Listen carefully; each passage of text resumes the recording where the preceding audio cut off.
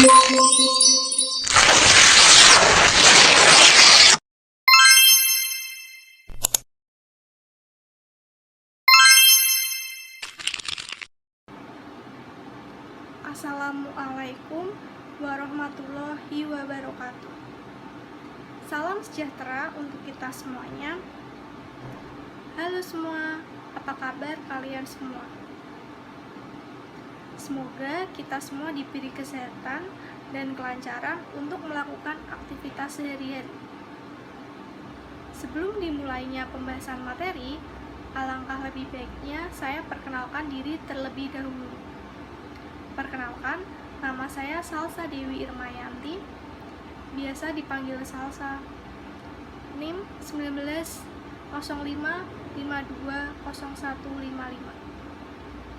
Mata kuliah Audit Investigatif C1,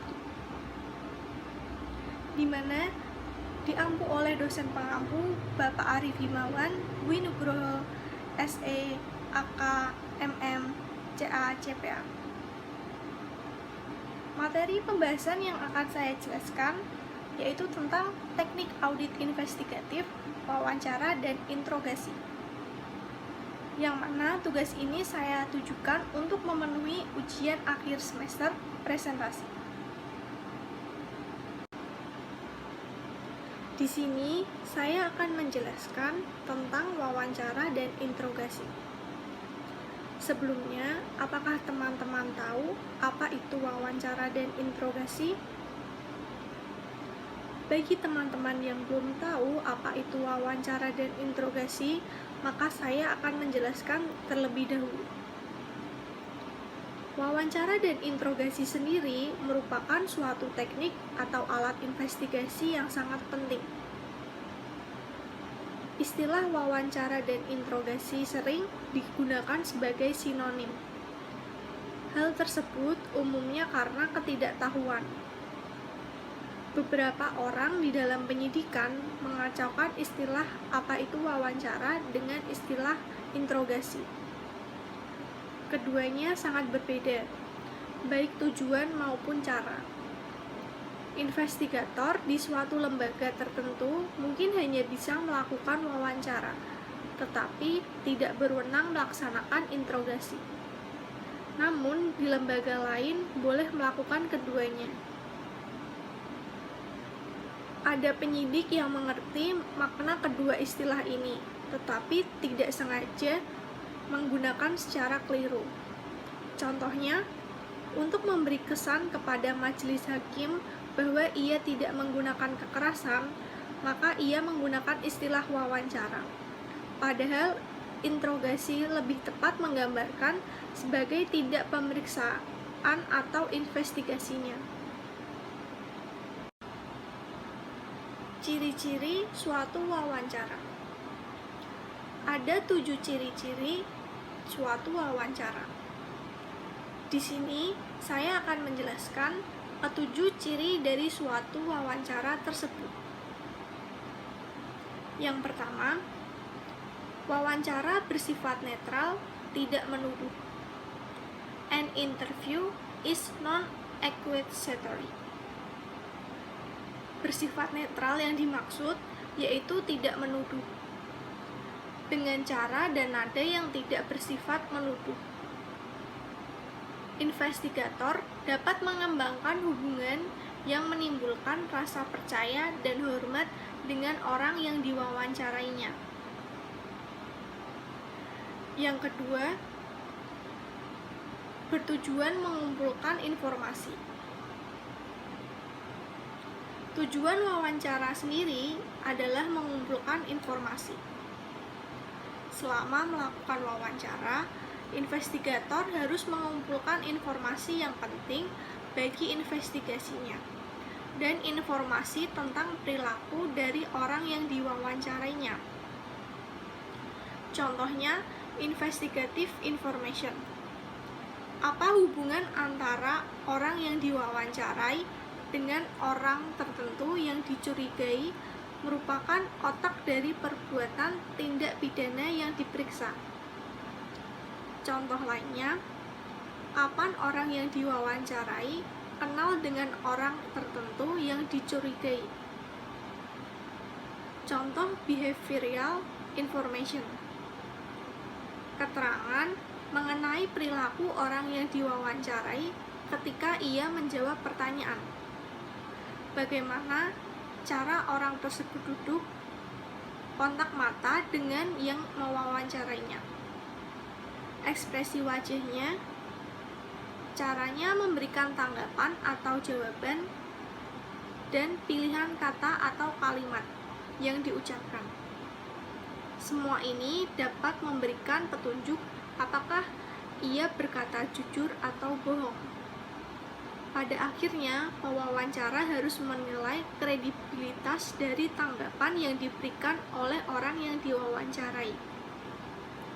Hal ini utamanya dilakukan melalui evaluasi atas sikap selama wawancara, seiring dengan penilaian atas substansi informasi yang diberikan.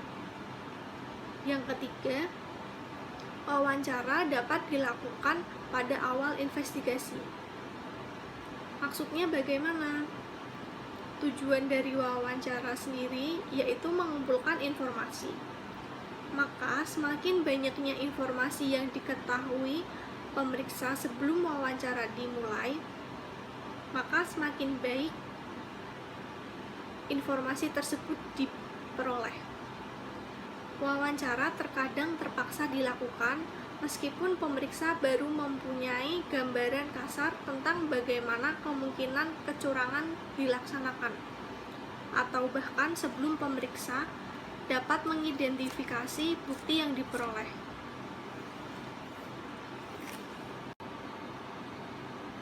Yang keempat, dilakukan dalam berbagai lingkungan atau suasana.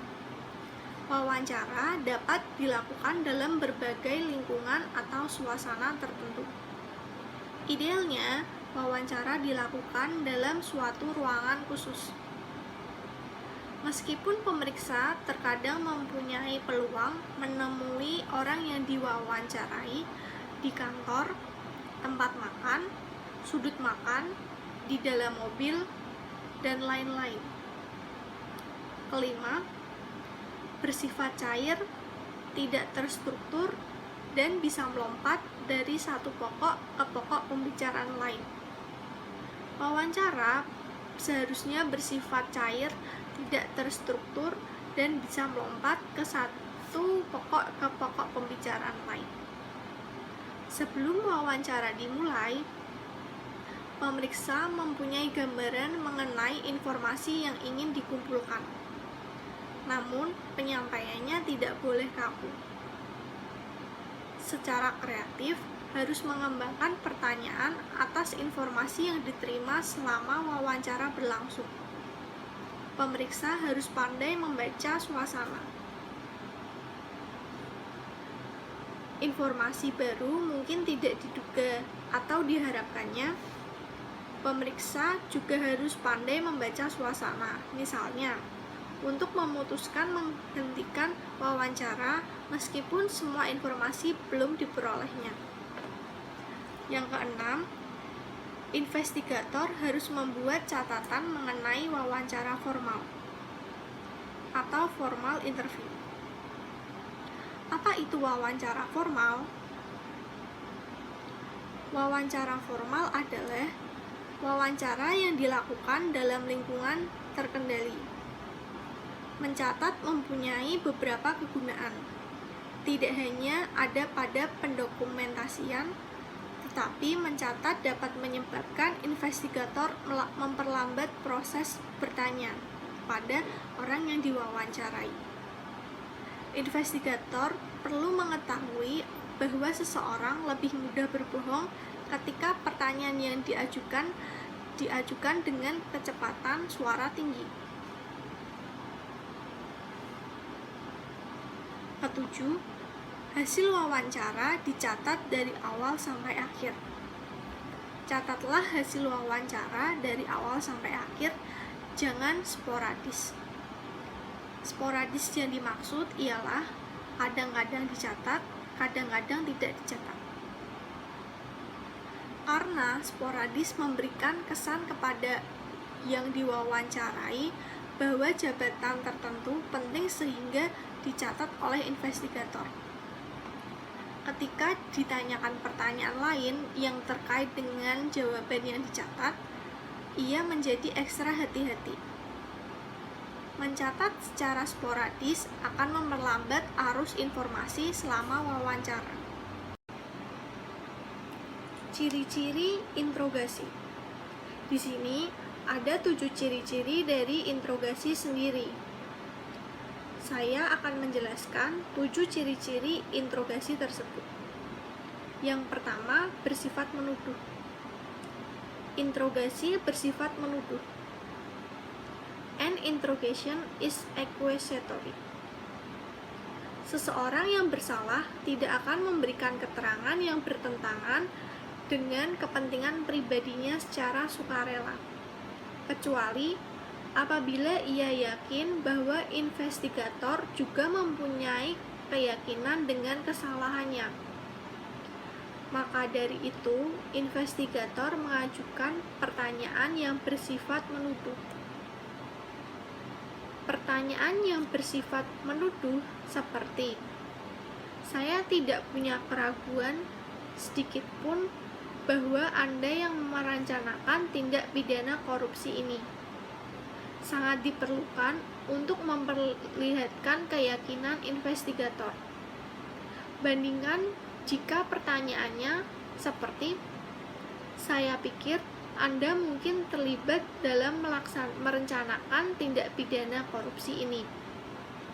Dengan pertanyaan terakhir tersebut, yang diinterogasi dengan cepat membaca bahwa ada ketidakpastian di benak si investigator mengenai keterlibatannya dalam merencanakan tindak pidana korupsi.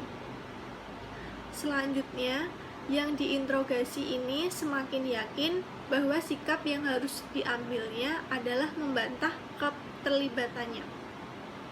Yang kedua, dilakukan dengan persuasi yang aktif. Interogasi dilakukan dengan persuasi yang aktif. Interogasi dilakukan karena investigator percaya bahwa dalam wawancara sebelumnya tersangka itu telah berbohong. Kalau interogasi dilakukan dengan cara bertanya dan bertanya terus, maka sangat tidak memungkinkan investigator mendapat keterangan yang berisi kebenaran. Untuk membujuknya, menceritakan kebenaran investigator menggunakan taktik yaitu membuat pernyataan, bukan mengajukan pertanyaan. Sebelum seseorang mengaku bersalah, harus bersedia mendengar pernyataan-pernyataan yang dibuat investigator. Yang ketiga, bertujuan mengetahui yang sebenarnya. Tujuan dari interogasi sendiri ialah mengetahui yang sebenarnya. Artinya, apa yang sebenarnya terjadi, siapa yang sebenarnya melakukan, berapa jumlah atau nilai kecurangan sebenarnya, dan seterusnya. The purpose of an interrogation is to learn the truth. Ada persepsi bahwa tujuan interogasi adalah mendapatkan pengakuan bersalah, dan itu merupakan keliru. Interogasi mengungkapkan kebenaran bahwa orang yang dicurigai ternyata tidak bersalah. Yang keempat, sering berakhir dengan pengakuan bersalah oleh pelaku. Interogasi juga sering berakhir dengan pengakuan bersalah oleh pelaku. Contohnya, keberhasilan interogasi bukan diwujudkan dalam pengakuan bersalah, tetapi dalam mengetahui siapa yang sebenarnya bersalah. Yang kelima, dilakukan dalam lingkungan yang terkontrol atau terkendali. Interogasi dilakukan bukan di sembarang tempat, melainkan dalam lingkungan yang terkontrol atau terkendali. Controlled environment. Taktik persuasi yang digunakan memerlukan lingkungan yang ada privasi, tidak terganggu oleh orang yang lalu lalang, dan bebas dari halangan, seperti suara bising di tempat umum. Yang keenam, hanya dilakukan sesudah investigator mempunyai keyakinan yang memadai. Interogasi hanya dilakukan sesudah investigator mempunyai keyakinan yang memadai mengenai salahnya seseorang. Investigator harus mempunyai alasan untuk percaya bahwa seseorang telah berbohong. Alasan ini berupa perilakunya selama wawancara. Keterangan yang berubah-ubah atas pertanyaan yang sama, adanya petunjuk bahwa ia sedang berbohong. Interogasi juga tidak boleh dilakukan sebagai alat atau cara untuk menilai jujur tidaknya seseorang. Penilaian ini seharusnya dapat dicapai dalam wawancara yang bersifat tidak menuduh. Yang ketujuh, tidak boleh membuat catatan sampai sesudah tertuduh yang sebenarnya. Investigator tidak boleh membuat catatan sampai sesudah tertuduh menceritakan yang sebenarnya dan berketepatan hati untuk tidak beringsut dari posisi itu. Membuat catatan terlalu awal akan mengingatkan tertuduh bahwa keterangannya akan merugikan dirinya sendiri. Pengakuan harus disaksikan oleh investigator lain. Setelah ada pengakuan yang disaksikan oleh investigator lain, investigator tersebut mendokumentasikan pengakuan tersebut dan merinci segala dari pengakuannya.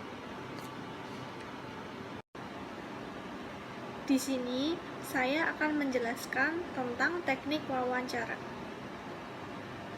Wawancara sendiri mempunyai teknik tertentu. Bagaimana sih wawancara dilakukan? Sebelum melakukan wawancara, bahkan sebelum ada kontak dengan orang yang dicurigai atau diduga melakukan kecurangan atau fraud, investigator harus menguasai semua fakta yang terkumpul dengan baik. Investigasi umumnya dilakukan oleh suatu tim yang terdiri atas beberapa investigator. Mereka sama-sama menganalisis dan mendebatkan fakta-fakta yang terkumpul, membuat dugaan sementara. Investigator yang akan melakukan wawancara harus menguasai fakta dan memanfaatkannya. Selanjutnya, saya akan menjelaskan teknik wawancara sendiri, yang terdiri dari bagaimana sih wawancara dilakukan. Selanjutnya ada pengadaan ruang, dan yang ketiga ada ruang pengamat. Bagaimana wawancara dilakukan? Bagaimana sih wawancara dilakukan, teman-teman? Wawancara harus dimulai dengan orang-orang yang diduga paling kecil menjadi pelaku atau ikut serta dalam melakukan sebuah kecurangan atau fraud. Dilanjutkan dengan orang-orang yang karena alasan pribadi ingin menjadi whistleblower, dan diakhiri dengan mereka yang diduga menjadi perencana atau otak dari tindak pidananya. Pada tahap awal, belum banyak fakta yang terkumpul. Jadi, jika wawancara dimulai dengan orang yang diduga menjadi pelaku atau perencana, maka cepat mengetahui fakta yang belum diketahui. Saat mewawancarai seseorang, catat detailnya yang diberikan tanpa adanya perintah. Wawancara dilakukan secara formal dan dilakukan dalam suasana yang menjamin privasi seseorang. dalam ruangan wawancara hanya terdapat investigator dan orang yang diwawancarai. Jadi, kalau wawancara dimulai dengan orang yang diduga menjadi pelaku atau perencana, maka ia cepat mengetahui fakta yang belum diketahui investigator. Sebaliknya, orang yang tidak bersalah akan mengisi investigator dengan fakta-fakta penting secara terbuka, termasuk motif dan peluang untuk terjadinya kecurangan atau fraud. Mengetahui bahwa banyak orang yang sudah diwawancarai sebelumnya, pelaku tidak bisa mengendalikan apa yang bisa dan apa yang sebaiknya tidak diungkapkan kepada investigator dalam wawancara. Lebih sulit mengatur persesuaian atau konsistensi dalam kebohongan, sekalipun itu melalui persekongkolan. Ini memudahkan investigator mendapat informasi penting yang selanjutnya dikembangkan dalam interogasi. Pengadaan ruang. Sifat alamiah manusia ini terkadang terlupakan oleh investigator.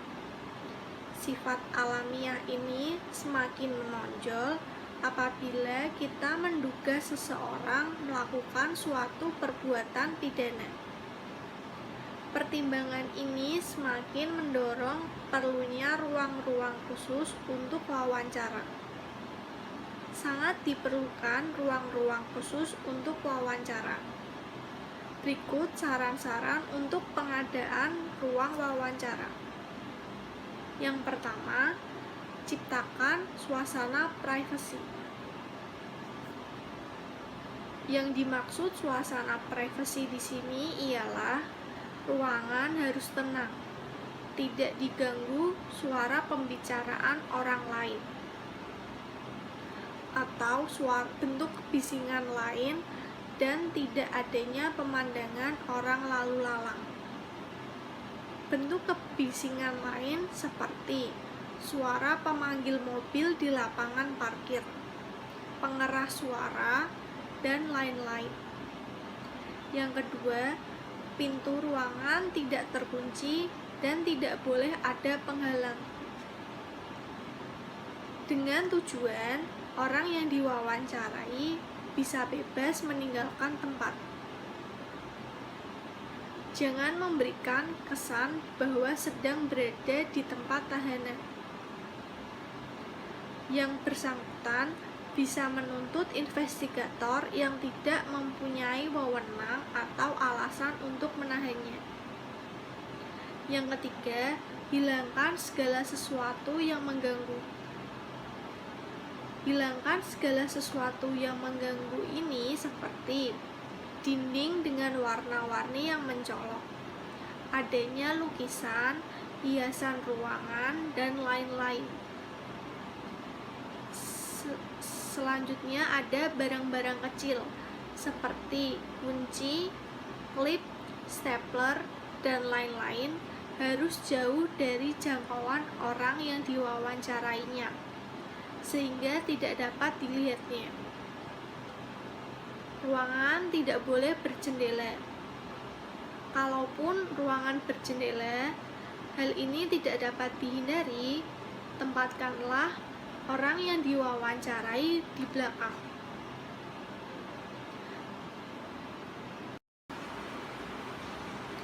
Yang keempat, penerangan ruangan harus cukup. Penerangan ruangan harus cukup, tetapi tidak menyilaukan mata investigator maupun orang yang sedang diwawancarai. Lampu yang menyorot ke muka investigator akan menghalangi pengamatan wajah dan perilaku orang yang diwawancarai. Yang kelima, minimalkan kebisingan apapun. Jangan ada telepon di dalam ruangan. telepon seluler di kedua belah pihak sebaiknya dimatikan atau dibuat tanpa nada panggil, sehingga tidak ada suara kebisingan di dalam ruangan tersebut. Yang keenam, adanya jarak kursi antara investigator dan orang yang diwawancarainya. Jarak kursi antara investigator dan orang yang diwawancarai yaitu sekitar 1,5 meter. Kedua orang bertatap muka langsung dan tidak terhalang oleh meja atau perabot kantor apapun, sehingga tidak menghalangi kedua orang tersebut. Kursi hendaknya tidak beroda. Kursi untuk kedua orang harus ada sandaran tegak. Tujuannya ialah agar mereka tidak bersantai-santai. Posisi santai akan menghalangi pengamatan mengenai perilaku selama wawancara. Ruang pengamatan. Di sini saya akan menjelaskan beberapa denah ruang wawancara atau ruang interogasi sebagaimana diusulkan oleh Inbau et al. Ruangan ini berukuran 3x3 meter.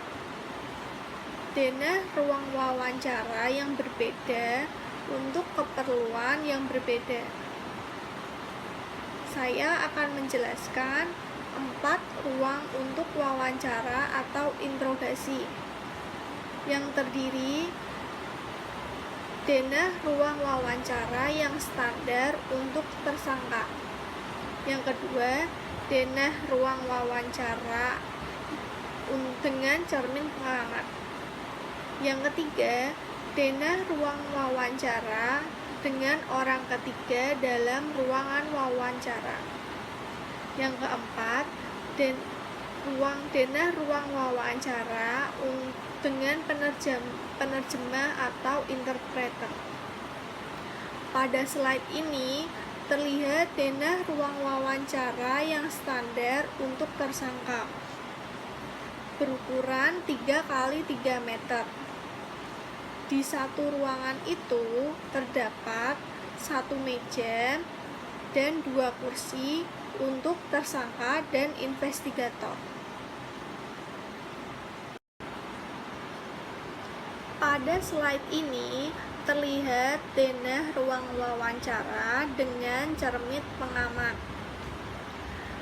Ruangan ini berukuran 3x3 meter, di mana di dalam ruangan tersebut terdapat 1 meja dan 2 kursi untuk tersangka dan investigator dengan cermin pengamat. Ruang yang bersebelahan ini lebih kecil dari ruang wawancara yang fungsinya untuk sebagai ruang pengamatan. Pada dinding ruang wawancara ditempatkan cermin satu arah. Orang yang duduk dalam ruang pengamatan dapat melihat ke dalam ruang wawancara, tetapi orang yang di dalam ruang wawancara tidak dapat melihat ke dalam ruang wawancara, sehingga pengamat di ruang sebelahnya dapat mengikuti percakapan sambil menyaksikan apa yang sedang berlangsung.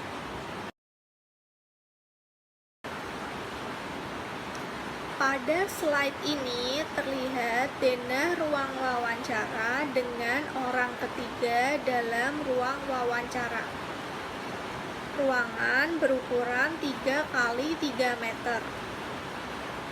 Di dalam ruangan tersebut terdapat 1 meja dan 3 kursi untuk tersangka, investigator, dan orang ketiga. Dalam tindak pidana yang menggunakan kekerasan di mana anak-anak di bawah umur menjadi korban, anak tersebut harus ditemani oleh orang tuanya atau orang lain yang disebut orang ketiga. Hal ini hampir tidak pernah terjadi dalam kasus-kasus kecurangan atau fraud. Namun, seandainya harus ada orang ketiga tersebut, pengaturan tempat duduknya seperti ini. Pada slide ini terlihat denah ruang wawancara dengan penerjemah atau interpreter. Orang yang diwawancarai atau pewawancara mungkin memerlukan penerjemah atau interpreter. Misalnya, jika orang yang diwawancarai menggunakan sign language atau bahasa isyarat. Denah ruang dan pengaturan tempat duduknya terlihat pada gambar. Terlihat ruangan berukuran 3 meter kali 3 meter. Di dalamnya terdapat 1 meja dan 3 kursi untuk tersangka, investigator, dan interpreter. Dan tidak lupa ada 1 cermin 1 arah. Sebelum memasuki materi tentang verbal behavior dan paralinguistic behavior, saya akan menjelaskan tentang konsep dasar.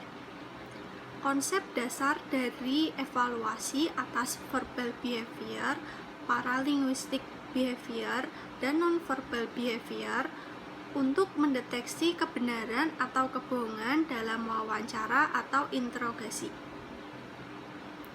Subjek yang jiwanya sehat dan berinteraksi sosial secara normal akan mengalami kecemasan atau anxiety ketika dia berbohong. Ia khawatir kebohongan akan terungkap karena ketakutannya. Ketika subjek berbohong saat wawancara, gejala perilaku mencerminkan kesadaran untuk menekan atau menghilangkan kecemasannya. Pada dasarnya, pikiran dan tubuh kita bekerja sama untuk mengurangi atau menghilangkan kecemasan tersebut. Pada slide ini, saya akan menjelaskan tentang verbal behavior. Apa sih yang dimaksud dengan verbal behavior? Mungkin teman-teman sudah tahu. Teman-teman yang belum tahu apa itu verbal behavior, saya akan menjelaskan sedikit dari pengertiannya. Verbal behavior adalah ucapan yang keluar dari mulut seseorang, pilihan kata, dan susunan kata-kata yang digunakan untuk mengirim pesan. Subjek yang jujur akan memberikan tanggapan yang spontan, sedangkan subjek yang berbohong akan memberikan jawaban yang sudah dihafalkan sebelumnya atau dilatih berulang-ulang. Dalam menghadapi wawancara, subjek yang jujur dan yang berbohong mempunyai proses berpikir yang berbeda.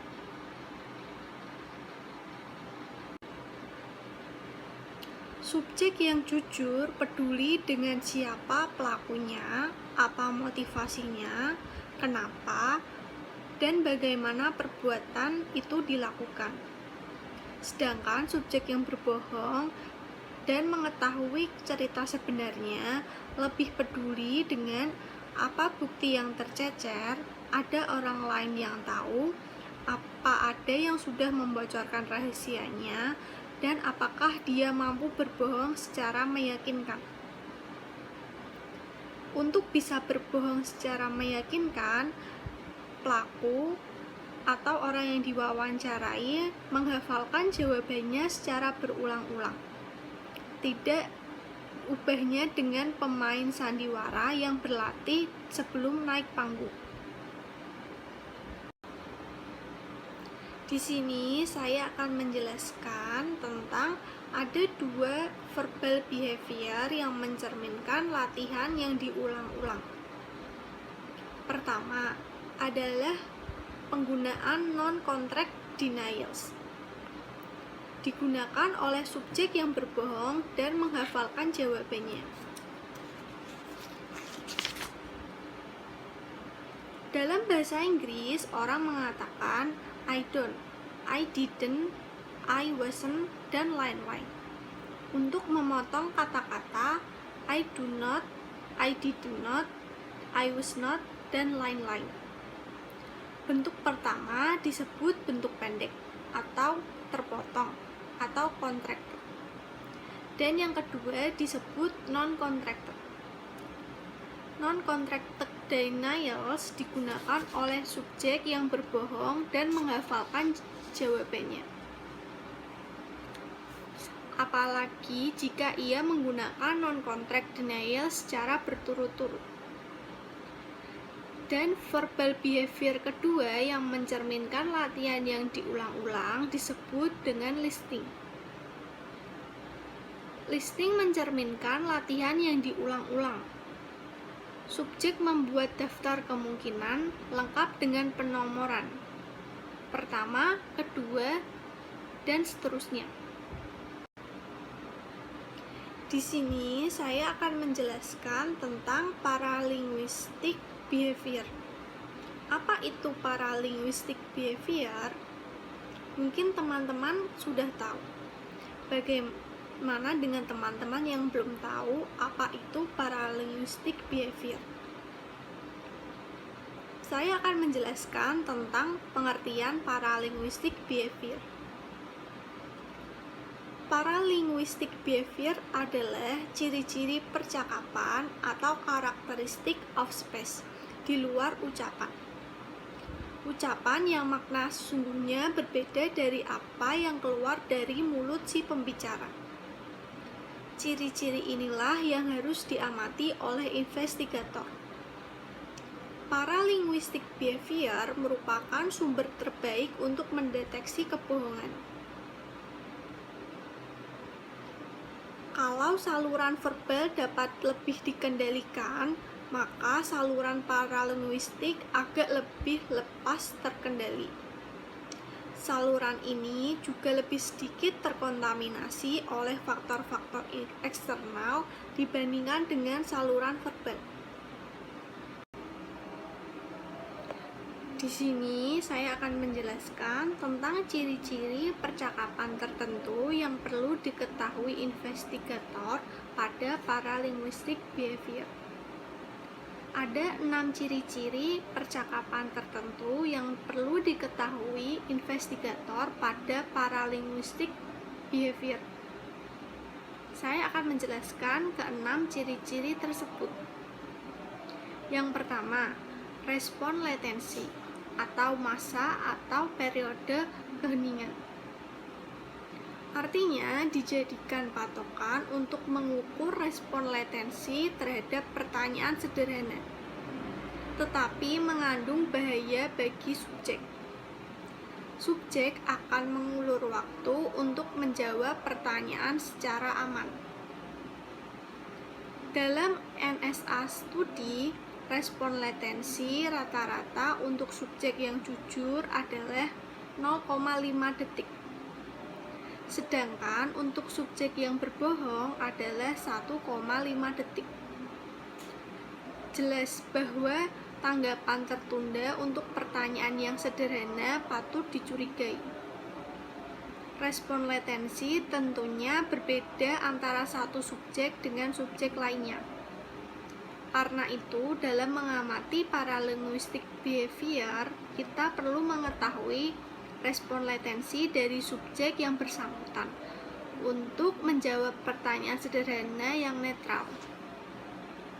Contohnya, di mana Anda tinggal?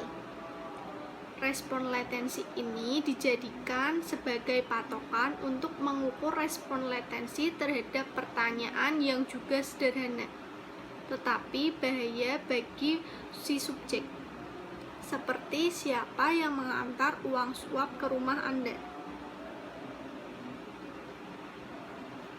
Yang kedua, ada early response atau jawaban lebih awal. Yang dimaksud jawaban lebih awal atau early response ini ialah merupakan reaksi dari subjek yang jujur dan terlanjur gugup pada awal wawancara. Kategori lain dari paralinguistic behavior yang berkaitan dengan ukuran waktu dari suatu jawaban atau respon time adalah early response atau jawaban lebih awal. Subjek yang jujur akan mengulangi jawaban yang lebih awal saat investigator menyatakan pertanyaannya. Itulah perbedaan dengan early response yang diberikan subjek yang berbohong.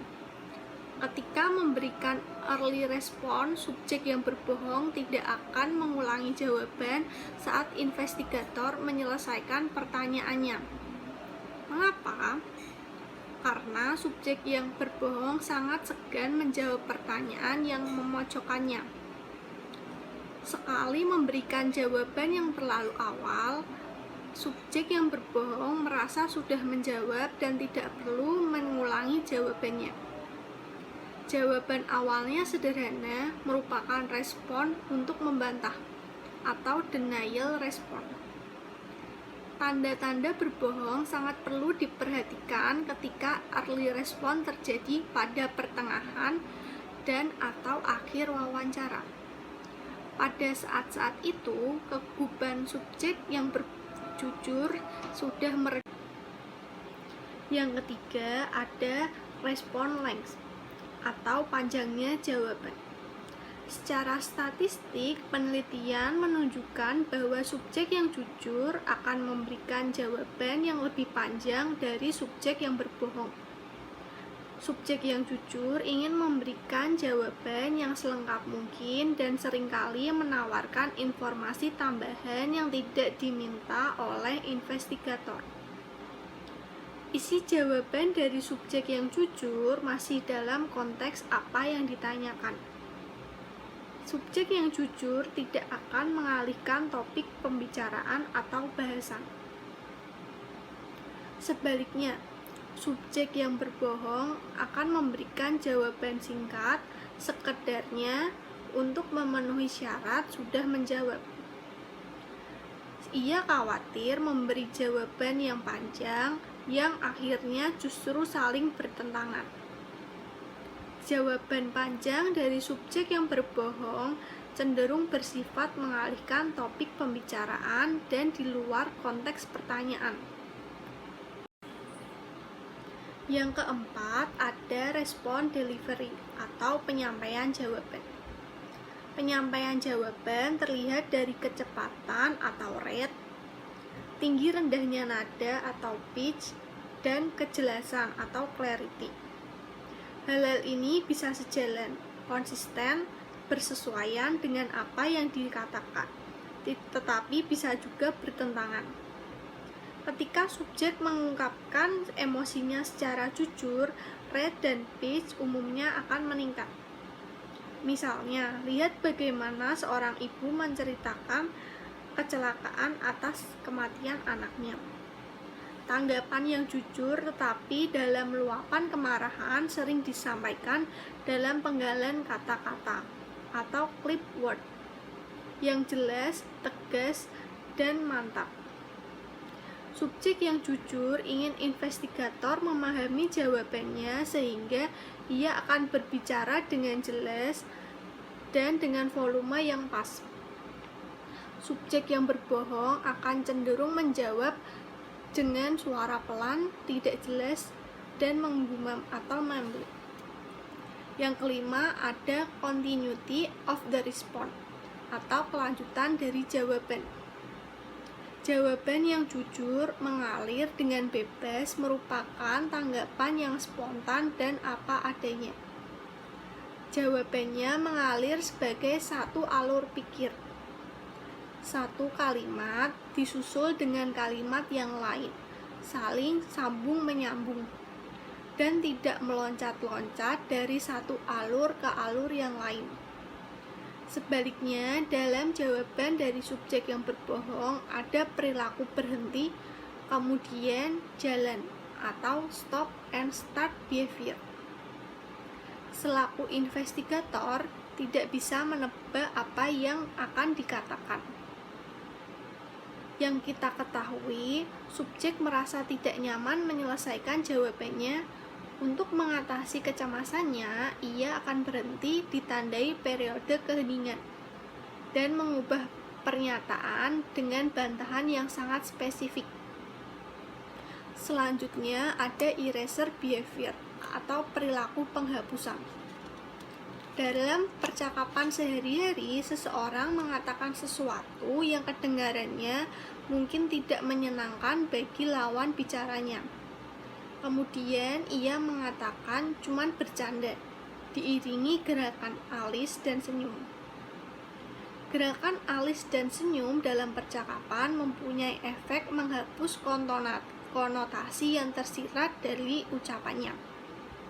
Dalam komunikasi paralinguistik, ada perilaku tertentu yang dampaknya seperti gerakan alis dan senyum, seperti tertawa, batuk-batuk kecil, atau mendehem setelah mengucapkan suatu bantahan. Percakapan dalam wawancara berikut memberikan contoh eraser behavior atau perilaku menghapus apa yang dikatakannya. Kesimpulan dari materi yang saya jelaskan tadi ialah interogasi bersifat accusatory atau menuduh. Dari pandangan investigator, tersangka ini bersalah meskipun seseorang dalam pengertian hukum dianggap bersalah kalau sudah ada ketetapan hakim mengenai hal yang bersifat tetap itu. Jadi bersalah atau guilty dan tidak bersalah atau innocent pada bab ini adalah semata-mata dari titik pandang investigator. Sebelum melakukan interogasi, investigator sudah harus mengetahui secara mendalam semua investigative information yang relevan tentang kejahatan tersebut, termasuk informasi dari saksi-saksi, informasi mengenai bagaimana kejahatan dan tersangkanya terungkap, informasi mengenai latar belakang tersangka yang akan diinterogasi dan tersangka lainnya, dan lain-lain. Investigator bisa berhadapan dengan tersangka yang emosional atau non-emosional. Subjek yang emosional akan mengalami perasaan bersalah dengan penyesalan yang mendalam atau remorse. Kedua, ketenangan batin yang sangat terganggu atau mental anguish. Dan yang terakhir, hati nurani sangat terusik atau trouble conscience. Sepanjang interogasi, perilakunya mudah dikenal. Ia mudah hanyut secara emosional oleh ucapan dan tindakan investigator. Postur tubuhnya tidak kaku. Ia lebih terbuka, matanya berkaca-kaca. Ia tidak menyilangkan lengannya atau tungkainya. Kontak matanya dengan kontak mata investigator mulai jarang dan berakhir dengan tatapan kosong ke langit-langit atau dinding. Untuk subjek yang emosional, taktik dan teknik interogasi yang tepat harus didasarkan oleh pendekatan yang simpatik.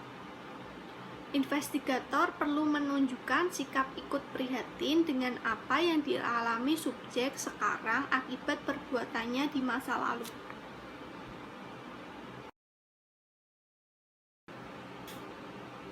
Sekian presentasi yang bisa saya sampaikan. Mohon maaf apabila banyak materi yang saya jelaskan kurang jelas atau berbelit-belit. Semoga materi dapat bermanfaat bagi kita semuanya dan yang sedang menonton video YouTube ini. Terlebih video YouTube ini ditujukan untuk memenuhi ujian akhir semester presentasi mata kuliah Audit Investigatif kelas C1. Semoga bermanfaat bagi teman-teman semuanya dan khususnya bagi teman-teman yang sedang berkuliah dan menempuh mata kuliah Audit Investigatif. Semoga bisa dijadikan sebagai bahan referensi bagi teman-teman semuanya.